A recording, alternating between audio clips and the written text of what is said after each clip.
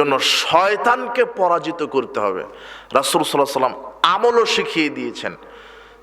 একজন মানুষ 24 ঘন্টায় যা কিছু করবে সব রাসূল সাল্লাল্লাহু আলাইহি ওয়াসাল্লাম সুন্নাহ শিখিয়ে দিয়েছেন, দেননি? এই 24 ঘন্টার আমলটা যদি আপনি করেন তাহলে শয়তান আপনার কাছ থেকে পরাজিত হয়ে যাবে। কি হয়ে যাবে? 24 ঘন্টার আমল কি? এই ঘুমাতে যাবে, সেখানে আল্লাহ নবী কি বলছেন? আয়াতুল কুরসি পড়ো। পড়তে বলেননি?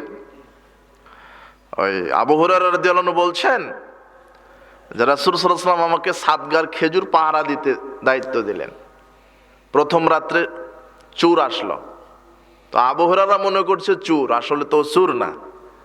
প্রথম রাত্রে চোর আসছে, ধরছে, অনয় বিনয় করে ছেড়ে দিয়েছে। দ্বিতীয় রাত্রে আসছে, আবার অনয় বিনয় করছে, ছেড়ে দিয়েছে। তৃতীয় রাত্রে যখন আসছে, আবু হুরায়রা বলছে আজকে আর ছাড়বো না। শয়তান চোর বলছে যে ছেড়ে দাও, তোমাকে আমি একটা আমল শিখিয়ে দিই। এই রাওয়াইতেলা ফেরাশিক ফাকরা আয়াতুল কুরসি, যখন তোমাকে আল্লাহর পক্ষ থেকে একটা পাহারাদার পাঠিয়ে দিবে। তো সকালবেলা আবু হুরায়রা রাদিয়াল্লাহু আনহু রাসূল সাল্লাল্লাহু আলাইহি ওয়াসাল্লামকে বললেন, আল্লাহ নবী এই ঘটনা। তো বলছে যে ওটা তো শয়তান ছিল, তো ও তো চির মিথ্যা কথা বলে, চির মিথ্যাবাদী। তবে তোমাকে যে কথাটা বলে গেছে যে হাদিসটা, এটা সত্য। কি? আয়াতুল কুরসি পড়বে। ঘুমানোর পূর্বে কি পড়বে? আয়াতুল কুরসি পড়বে। তাহলে শয়তান আর তোমার কাছে আসতে পারবে না। তাহলে ঘুমানোর সময় আয়াতুল কুরসি সব সময় দেখেন, সব জায়গাতে আপনি যা কিছু করতে চাচ্ছেন সেখানে শয়তান আছেই। সালাতে দাঁড়িয়েছেন, মনে চিন্তা আসে না? যারা ব্যবসায়িক চাকরিজীবী বা ছাত্র, অন্য কোনো সালাতে দাঁড়িয়েছেন, একটা চিন্তা চলে আসে ভিতরে, অন্তরটা স্থির থাকতেই দেয় না। কে দিচ্ছে না? রাসূল বলছে ওটা খিনজাব নামের শয়তান। তাহলে কি করো? বাম দিকে 3 বার থুতু নিক্ষেপ করো, ওখানেও শয়তান।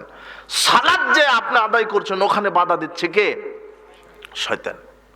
সালাতে দাঁড়িয়েছেন, কোরআন তেলাওয়াত করবেন, সেখানে শয়তান। এই জন্য আল্লাহ বলছেন ফাইজা কারাতাল কোরআন ফাস্তাইজ বিল্লাহি মিনাশ শাইতানির রাজিম। আয়াত নাজিল হয়নি? সূরা নাহলের 96 নম্বর আয়াত মনে হয়। আল্লাহ বলছেন যখন তুমি কোরআন তেলাওয়াত করবে তখন বিতাড়িত শয়তান থেকে আমার কাছে আশ্রয় প্রার্থনা করো। কোরআন মাজিদ তেলাওয়াত করবে, সেখানে শয়তান ধোঁকা দিবে আপনাকে। সালাতে শয়তান, ঘুমাতে যাবে সেখানে শয়তান। এই জন্য আল্লাহর নবী বলছেন আয়াতুল কুরসি পাঠ করো। জাবের রাদিয়াল্লাহু আনহু বলছেন রাসূল সাল্লাল্লাহু আলাইহি ওয়াসাল্লাম বলেছেন ইজা দাখালা রাজুলু বাইতাহু, যখন মানুষ বাড়িতে প্রবেশ করে, ফাযাকারাল্লাহ ইনদা দুখুলিহি ওয়া ইনদা তাআমিহি, বাড়িতে প্রবেশ করার সময় আল্লাহর নাম নেই, খাবার সময় আল্লাহর নাম নেই। বাড়িতে প্রবেশ করার সময় আল্লাহর নাম মানে সালাম দিবেন। কি? আসসালামু আলাইকুম ওয়া রাহমাতুল্লাহ। কে দেন? কেউ দেন? হ্যাঁ, বাড়িতে প্রবেশের সময়, বাড়িতে কেউ থাক আর না থাক, তারপরে বলবেন আসসালামু আলাইকুম ওয়া রাহমাতুল্লাহি ওয়া বারাকাতুহু। বাড়িতে প্রবেশের সময় সালাম। আর খাওয়ার সময়তে বিসমিল্লাহ। খাওয়ার সময়তে কি? বিসমিল্লাহ।